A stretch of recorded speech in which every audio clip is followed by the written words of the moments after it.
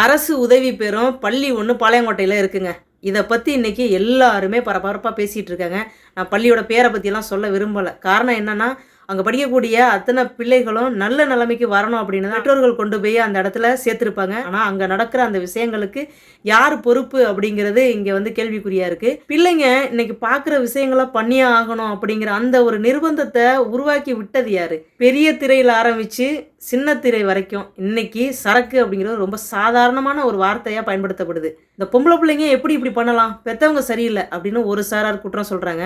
மறுபக்கத்தில் இருந்து அந்த பள்ளி நிர்வாகம் எப்படி இதுக்கு அனுமதி கொடுத்துச்சு, இது எப்படி அந்த பிள்ளைங்க கையில் வந்துச்சு, இதெல்லாம் கண்டுக்கிறது இல்லையா அப்படின்னு இன்னொரு சார்பாக வந்து பேசுகிறாங்க. இது எல்லாமே எங்கேருந்து ஆரம்பிக்குது அப்படிங்கிறத தான் நாம் பார்க்கணும்.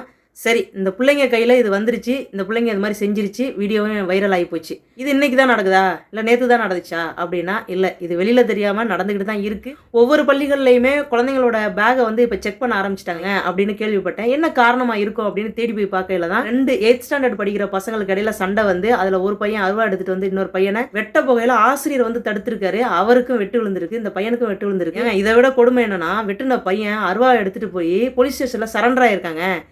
இந்த 8th படிக்கிற அந்த பையனுக்கு இந்த அளவுக்கு மூளை வேலை செய்யுது அப்படின்னா அதுக்கு யார் காரணம்? அதுக்கப்புறம் தான் எல்லா பள்ளிகள்லையும் குழந்தைங்க கொண்டு வர பேகை வந்து செக் பண்ண சொல்லி ஒரு இன்டிமேஷன் போயிருக்கு. எல்லாரும் அவங்கவுங்க ஸ்கூலில் குழந்தைங்க பேகை செக் பண்ணியிருக்காங்க. அதுக்கப்புறம் தான் எனக்கு விஷயமே புரியுது, ஓ இப்படிலாம் நடந்துக்கிட்டு இருக்கு அப்படின்னு. பிள்ளைங்களை எப்படி இந்த சூழலுக்கு நடுவில் நல்ல விதமாக வளர்க்குறது அப்படிங்கிற அந்த ஒரு சிந்தனை நமக்கு அதிகமாகவே வர ஆரம்பிக்குதுங்க.